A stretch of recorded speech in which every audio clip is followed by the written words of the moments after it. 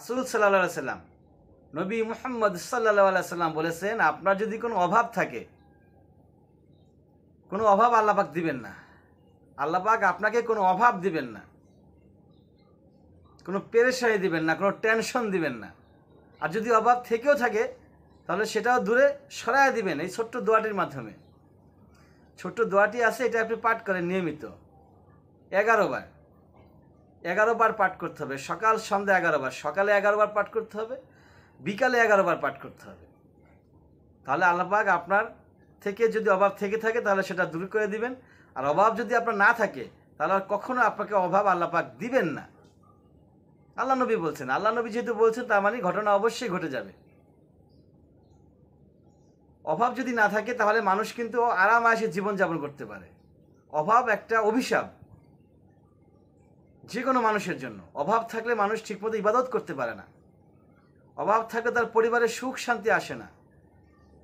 অভাব থাকলে বাচ্চাদের সাথে ভালোভাবে কথাও বলা যায় না। বাচ্চাদের বিভিন্ন চাহিদা থাকে, তার স্কুলের বই পুস্তক কিনতে হয়, তার পোশাক আশাক কিনতে হয়, ভালো খাবার দাবার দিতে হয়, মেডিসিন কিনতে হয়, বিভিন্ন ধরনের চাহিদা থাকে। বা বাচ্চাদের, স্ত্রীদের, বাবা মার সবার চাহিদা পূরণ করতে হয়। আপনি যদি অভাবে থাকেন, টাকা পয়সা যদি আপনি অভাবে থাকে, তাহলে এই জিনিসগুলো আপনি পূরণ করতে পারবেন না এবং একটার পর একটা চাহিদা বাড়তেই থাকবে, বাড়তেই থাকবে। তখন অশান্তি, ঘরের ভিতরে অশান্তি, মনের ভিতরে অশান্তি, রাস্তায় হাঁটবেন চলবেন আপনার মনে টেনশন পেরেশানি থেকেই যাবে।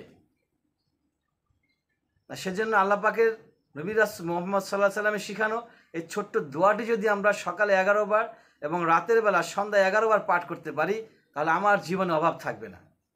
আমি ইনশাআল্লাহ তাআলা সকল প্রকার অভাব থেকে মুক্ত হয়ে যাব। দোয়াটি হচ্ছে কি, লা হাওলা ওয়ালা কুওয়াতা ইল্লা বিল্লাহিল আলিয়্যিল আযীম।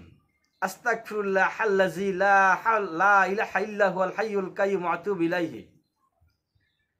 লা হাওলা ওয়ালা কুওয়াতা ইল্লা বিল্লাহিল আলিয়্যিল আযীম। এটা হচ্ছে দোয়া।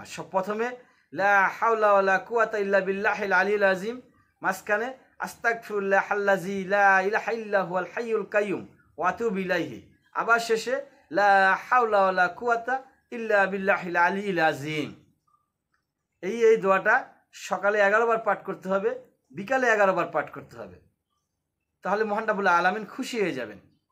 এখানে আমরা আল্লাহর প্রশংসা করতেছি এবং আল্লাহর কাছে আমাদের অপরাধ স্বীকার করতেছি, দুইটা কাজ একসঙ্গে করতেছি। আল্লাহর কাছে আল্লাহর যখন প্রশংসা করবো আল্লাহ খুশি হয়ে যাবে, আমার অপরাধ যখন স্বীকার করবো আল্লাহ তখন আরও বেশি খুশি হয়ে যাবে। আর তখন আল্লাহ পাক আমাদের সকল প্রকারের সমস্যা, সকল প্রকারের পেরেশানি, সকল প্রকারের অশান্তি ইনশাআল্লাহ তাআলা দূর করে দিবেন। ওয়া আখির দাওয়ানা আলহামদুলিল্লাহি রাব্বিল আলামিন।